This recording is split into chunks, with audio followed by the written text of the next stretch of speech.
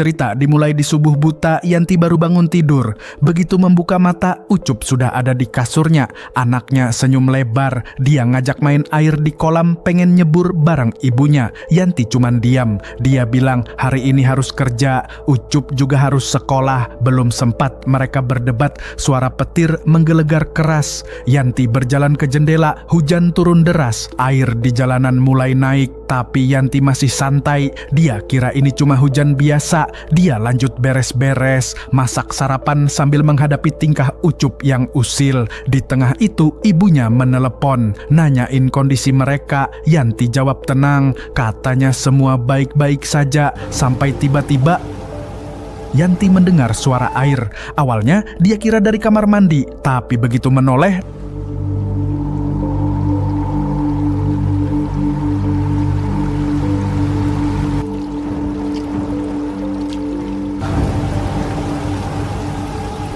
kota sudah kebanjiran. Tak lama kemudian speaker gedung berbunyi. Air sudah mencapai lantai 2 di beberapa gedung. Semua penghuni diminta naik ke atas. Lift tidak bisa dipakai. Semua harus lewat tangga. Yanti langsung panik. Sementara Ucup malah masih minta main. Dalam kepanikan, Yanti sempat membentaknya. Dia menaikkan Ucup ke atas meja, lalu mulai berkemas seadanya. Air sudah menyentuh betisnya. Di saat yang sama, telepon dari Maman masuk. Maman bilang dia sedang menuju ke gedung. Dia minta Yanti berhenti berkemas, yang penting naik ke lantai atas bersama Ucup. Belum sempat Yanti menjawab, telepon terputus, listrik padam. Yanti mengambil tas kecil berisi obat Ucup, lalu dia mencari anaknya. Ternyata Ucup bersembunyi di dalam lemari. Anak itu nangis karena dimarahi. Yanti minta maaf dan janji akan gendong Ucup. Mereka keluar apartemen. Koridor sudah penuh orang. Semua panik, bawa koper, dorong-dorongan. Yanti berlari ke arah tangga utama, tapi tangga itu macet total. Barisan orang tidak bergerak sama sekali. Yanti semakin panik.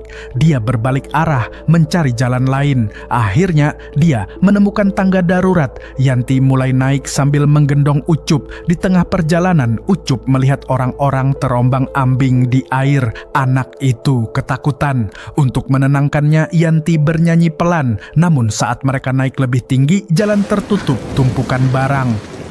Yanti mencoba memanjat. Melihat orang-orang yang sudah mengapung, Yanti sadar satu hal. Ini bukan banjir biasa. Dia akhirnya memutuskan turun lagi mencari jalur lain. Di lantai berikutnya, orang-orang masuk ke apartemen orang lain sekadar numpang ke toilet. Di tengah kekacauan itu, seseorang memanggil namanya. Itu Maman. Yanti ingin menghampirinya, namun saat menoleh ke samping, si Ucup malah masuk ke kerumunan. Yanti langsung panik. Dia masuk ke apartemen itu mencari Ucup. Dan di saat itulah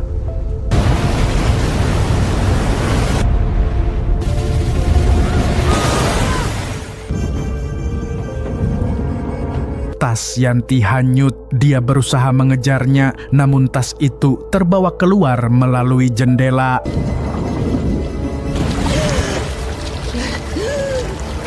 Lalu Yanti menyelam lagi mencari Ucup, dan di sebuah ruangan dia menemukannya. Ucup mengambang tak sadarkan diri. Yanti memeluk anaknya erat, mencoba membuka pintu, namun pintu itu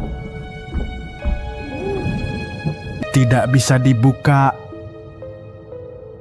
Pintu akhirnya terbuka. Maman masuk dan langsung mengguncang tubuh Yanti sampai sadar. Dengan sisa tenaga, mereka berenang ke atas. Mereka berhasil naik ke balkon. Ucup masih tidak sadarkan diri. Maman langsung melakukan pertolongan pertama.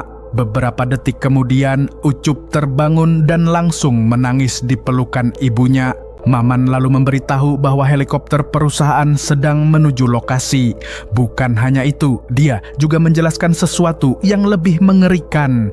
3 jam yang lalu, sebuah asteroid menghantam wilayah Antartika yang menjadikan es di Antartika mencair dengan sangat cepat. Airnya bergerak ke utara lalu bercampur dengan air laut. Pemerintah sebenarnya sudah tahu asteroid itu akan jatuh, namun mereka tidak memberi peringatan karena tidak ada cara untuk menghentikannya.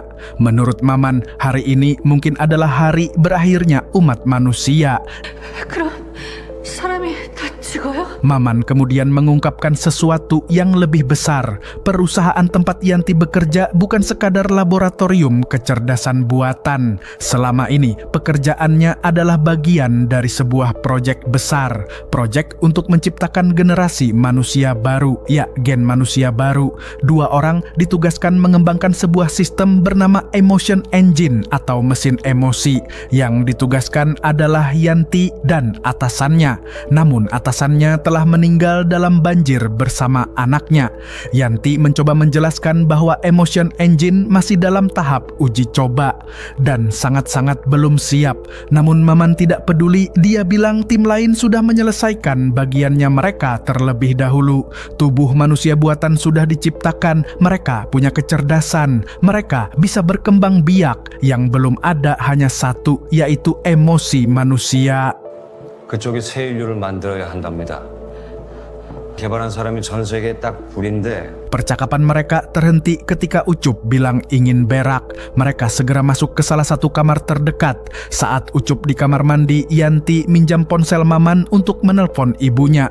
Dengan suara bergetar, dia hanya berkata bahwa dia mencintai ibunya. Tapi tiba-tiba pipa gas di dapur bocor, gas memenuhi ruangan. Mereka bertiga langsung berlari keluar kamar. Lalu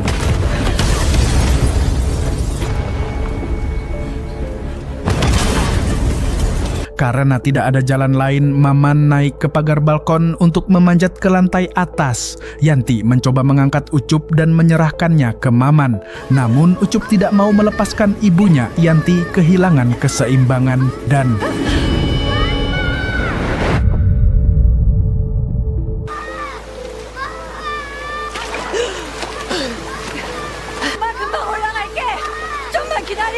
dengan sisa tenaga, Yanti berenang ke permukaan. Di tengah jalan, Yanti mendengar suara anak kecil menangis minta tolong dari dalam lift. Anak itu namanya Jisoo. Yanti mencoba membuka pintu lift dengan tangan kosong, namun tidak berhasil. Dia berlari ke lantai atas untuk mencari alat. Namun di sana, dia melihat 2 orang pencuri keluar dari sebuah kamar. Mereka berdua membicarakan rencana menjarah semua harta yang ada di setiap kamar dan menyerang warga lain. Yanti ketakutan, dia langsung turun lagi. Dia kembali ke depan lift. Kini air sudah menutupi sebagian besar pintu. Yanti memanggil Jisoo, namun anak itu tidak menjawab lagi. Tiba-tiba Yanti terhempas ke dalam air. Ingatan masa lalu muncul di kepalanya. Ini adalah kejadian saat mereka terjebak di dalam mobil bertahun-tahun yang lalu. Saat itu kaca mobil pecah. Suaminya nyuruh Yanti selamatkan diri lebih dulu. Dia mencoba menyelamatkan Ucup kecil. Namun saat akan keluar, tubuhnya kejepit mobil. Dia menyerahkan Ucup ke tangan Yanti.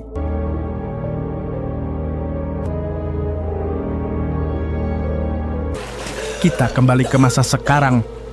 저 여기 있어요. 자리나, 엄마야.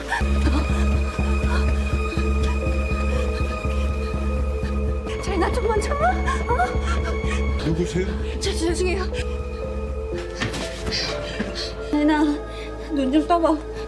Ucup mulai terlihat lebih baik setelah meminum obat racikan Yanti. Dengan suara polos, Ucup bilang dia suka saat dirinya sakit karena saat sakit ibunya selalu ada di sampingnya.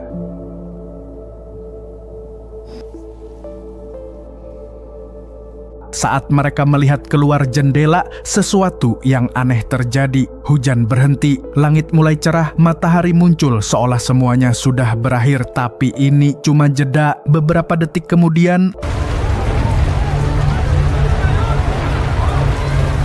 hujan turun jauh lebih deras. 죄송해요. 안녕히 계세요.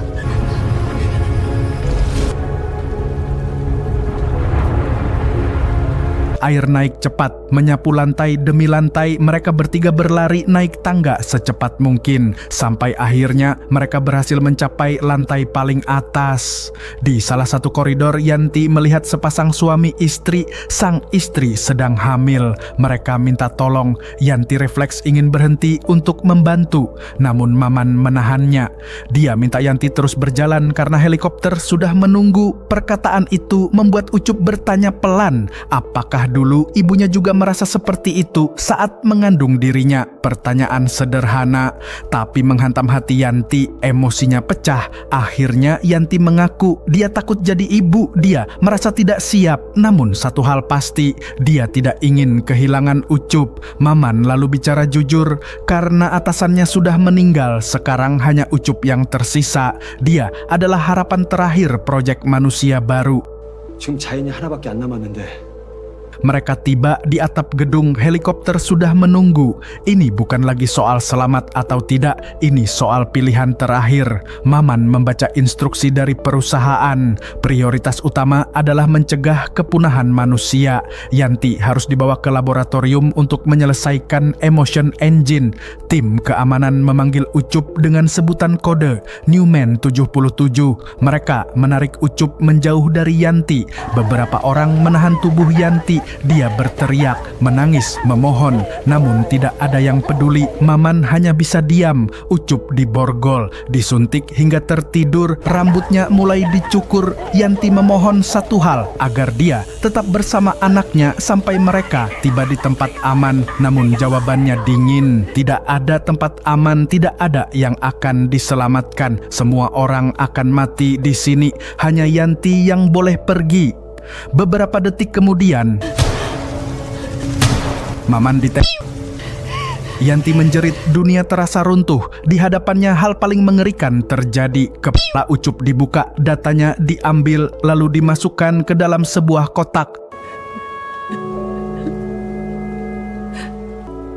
자인아, Helikopter terbang menjauh, meninggalkan kotak, meninggalkan tubuh Ucup. Di dalam helikopter hanya ada Yanti dan kotak berisi data emosi anaknya.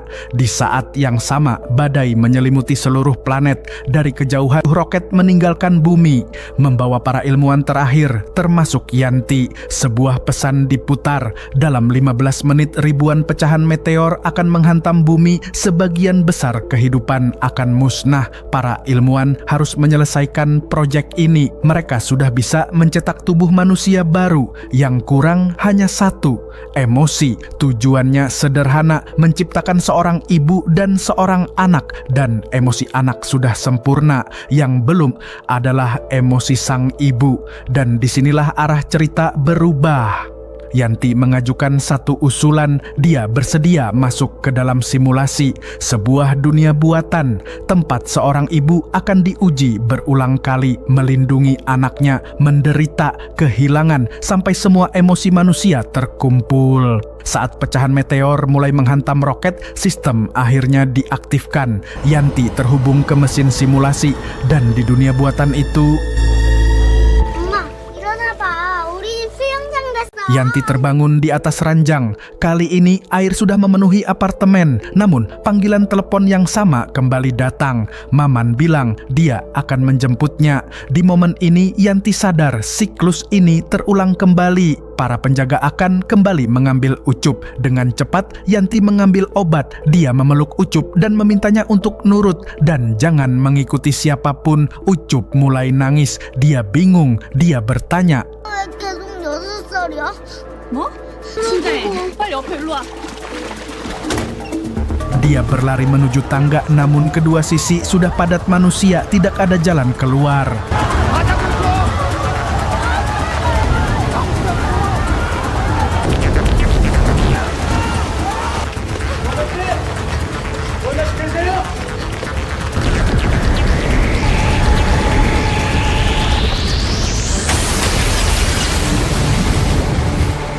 mereka berenang menuju permukaan, dia membantu Ucup naik ke pagar koridor. Namun saat giliran Yanti udah di atas, si Ucup sudah nggak ada. Yanti berlari menyusuri koridor. Di kejauhan, dia melihat seorang anak kecil terombang-ambing di air. Yanti yakin itu Ucup. Tanpa ragu, dia langsung melompat ke banjir. Namun arus terlalu kuat, anak itu hilang dari pandangan. Di langit, sebuah helikopter melintas dan di saat itu juga ingatan dari simulasi sebelumnya muncul di kepala Yanti. Dia merogoh sakunya. Di sana masih ada kacamata renang milik Ucup. Namun sebelum sempat bergerak, sebuah mobil hanyut menghantam tubuhnya. Yanti tewas. Simulasi di reset. Beberapa detik kemudian Maman melakukan pertolongan pertama. Yanti terbangun. Di bajunya tertera angka 787. Itu jumlah simulasi yang sudah dia jalani dan semuanya gagal. Maman menunjukkan sebuah foto. Di foto itu terlihat jelas Ucup sebenarnya mengikuti kerumunan. Tanpa berpikir panjang, Yanti langsung berlari mencarinya. Maman mencoba menghentikan, namun Yanti merebut senjatanya dan menembak ke lantai. Dia menuntut penjelasan. 일단 올라갑시다. 예? 오늘 어째요? 만난 적도 없는 애를!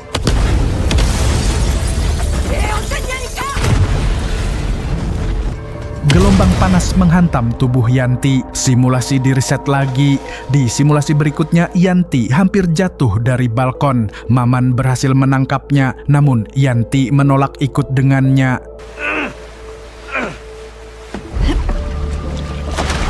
Dia memilih melompat ke air, namun saat melewati lift, suara itu terdengar lagi. Tangisan seorang anak kecil, Jisoo, masih terjebak di dalam lift. Yanti mencoba membuka pintu. Gagal, air terus naik. Yanti tenggelam. Simulasi di reset. Sejak saat itu, di setiap simulasi, Yanti selalu mencoba menyelamatkan Jisoo. Dan di setiap usaha itu, dia selalu mati. Kini, Yanti berada di simulasi ke-4007. Kali ini, Yanti masuk ke ruang kebersihan, mengambil pel, mematahkan gagangnya. Gagang itu dia pakai sebagai alat congkel. Akhirnya, pintu lift terbuka. Jisoo berhasil keluar. Mereka berenang naik ke lantai berikutnya, masuk ke sebuah apartemen untuk berganti pakaian kering. Di sana, Jisoo bilang sesuatu. Dia mendengar para penjara membicarakan seorang anak kecil. Yanti langsung panik. Tiba-tiba terdengar suara berisik. Yanti berlari mengikuti arah suara.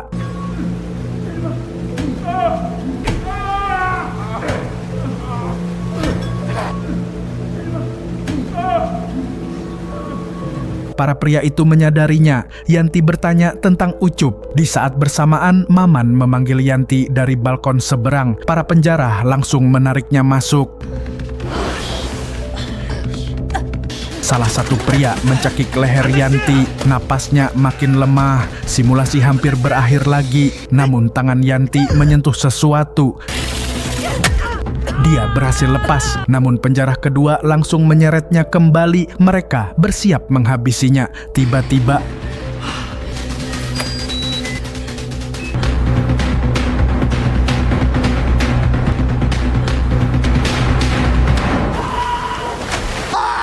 그래, 그런 것 같네. 애 어디 갔는지 몰라요. 진짜요, 진짜.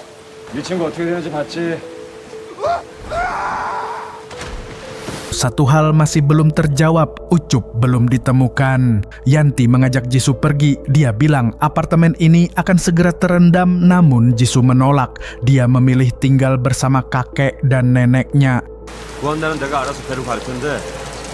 Setelah menerima panggilan perusahaan, Maman memberi kabar tim penyelamat akan datang dengan perahu. Mereka akan mencari Ucup di seluruh gedung. Namun Yanti tahu, dia ingat masa depan. Dia ingat bagaimana Ucup diambil paksa, bagaimana tubuhnya dibuka demi data. Dan Yanti tidak mau itu terjadi lagi. Dia memilih turun sendiri, mencari Ucup di setiap lantai, setiap lorong, setiap ruangan. Ini bukan lagi simulasi ratusan kali. Sekarang Yanti berada di simulasi ke-7993 dan Yanti belum menyerah.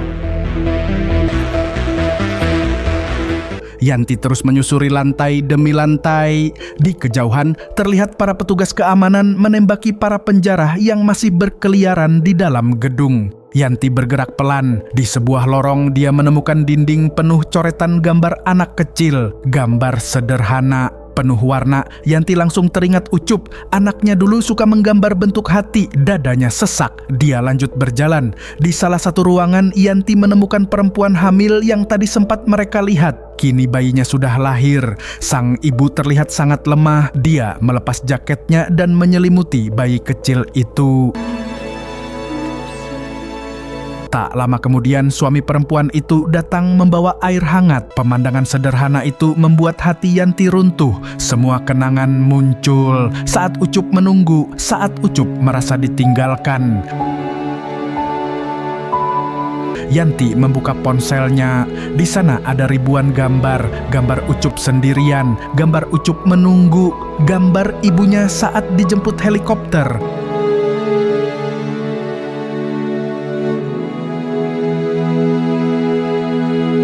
Di saat yang sama, suara Maman terdengar dari lantai lain. Dia berteriak. Dia bilang sudah menemukan Ucup. Tanpa berpikir panjang, Yanti langsung berlari. Namun begitu masuk ke apartemen itu,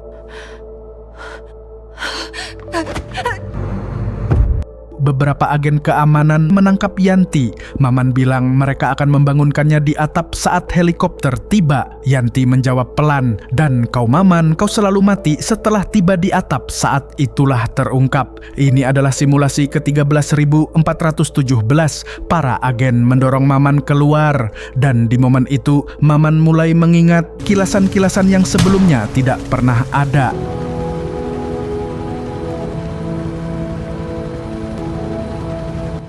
Lalu, 아까 뭐라 그랬어요? 우리 본 적 있다 그랬어요? salah satu agen bangkit dan mengarahkan senjata ke kepalanya. Dengan sisa tenaga, Yanti mengeluarkan alat dari sakunya. Maman lalu menyuntikkan obat ke Yanti agar kesadarannya kembali penuh. Dan mereka pun bekerja sama. Yanti akhirnya menceritakan segalanya. Dia sudah mencoba ribuan kali, selalu gagal. Kadang mereka melawan bersama, kadang mati terpisah. Tapi akhirnya hasilnya selalu sama, gagal total. Ucup tetap diambil. Yanti takut Ucup sudah tidak mau bertemu dengannya lagi. Namun Maman yakin Ucup sebenarnya menunggu. Simulasi terus berjalan hingga angka 21.499. Kali ini baku tembak kembali terjadi. Maman memilih cara lain. Mereka keluar lewat jendela, berpindah lantai. Di tengah pelarian, Maman menahan para agen. Dia memilih mengalihkan perhatian agar Yanti bisa terus mencari Ucup. Yanti masuk ke sebuah apartemen kosong, tapi tiba-tiba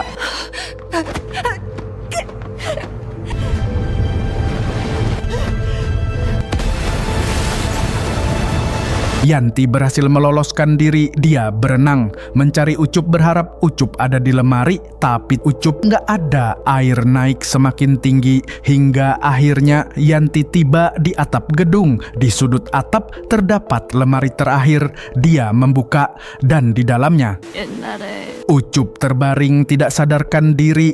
Yanti langsung memberi obat racikannya. Namun Ucup belum bergerak. Yanti menangis, meminta maaf untuk semua hal yang tidak pernah sempat dia lakukan. 엄마가 잘 있어, 잘나. Ucup membuka mata. Dia bilang pelan, ibunya tidak pernah meninggalkannya. Dia hanya disuruh menunggu. Dan sekarang ibunya benar-benar datang menjemput. Di sisi lain, kebenaran terakhir terungkap. Ternyata saat meteor menghantam roket, tubuh Yanti terluka parah. Sebelum meninggal, dia meminta satu hal, agar pikirannya dimasukkan ke dalam simulasi supaya dia bisa tetap bersama Ucup dan membantu umat manusia bertahan. Para ilmuwan mengekstrak memorinya, mengubahnya jadi bagian sistem. 이 실험이 성공한다면 인류는 지구로 돌아갑니다. 다른 팀들에게도 이 방법 전달했어요. Di atap, para agen semakin mendekat. Gelombang besar berikutnya akan segera datang. Yanti memberikan kacamata renang milik Ucup. Dia menyuruh Ucup berenang. Ucup melompat ke air. Para agen menangkap Yanti. Namun sebelum simulasi diriset kembali, Yanti berhasil melepaskan diri, dia ikut melompat, tubuhnya jatuh menembus lautan data, lalu kembali ke air. Sampai akhirnya dia menemukan Ucup berpegangan pada antena di puncak gedung. Yanti memeluk anaknya erat, gelombang besar datang, mereka terseret ke dalam air. Namun kali ini berbeda. Sepanjang simulasi, Yanti telah menolong banyak orang. Jisoo, ibu hamil, dan Ucup. Sistem akhirnya menyimpulkan satu hal. Yanti tidak lagi bertindak demi dirinya sendiri. Dia memahami arti pengorbanan, arti kehilangan, dan arti cinta seorang ibu. Simulasi dinyatakan berhasil, emosi seorang anak tercipta, emosi seorang ibu juga lengkap, kesadaran Yanti dan Ucup dipindahkan ke tubuh baru, dicetak sebagai generasi pertama manusia baru. Mereka dikirim ke sebuah planet lain untuk memulai kehidupan baru dengan ingatan tentang umat manusia di dalam diri mereka. Dan disitulah perjalanan ini berakhir, namun kisah Yanti dan Ucup baru saja dimulai. Di akhir cerita ini, dunia memang tidak terselamatkan, namun satu hal berhasil tercipta, seorang ibu dan seorang anak. Yanti tidak menang karena dia paling pintar, dia menang karena dia terus memilih untuk peduli, berkali-kali gagal, berkali-kali kehilangan, tapi dia tidak pernah berhenti menjadi seorang ibu. Mungkin itu sebabnya emosi manusia tidak bisa diciptakan oleh mesin, karena emosi lahir dari rasa sakit, dari pengorbanan, dan dari cinta yang tidak pernah menyerah. Dan mungkin di dunia yang baru nanti, hal paling berharga yang bisa diwariskan bukan teknologi, tapi rasa. Saya Bang Rama, sampai ketemu di cerita berikutnya.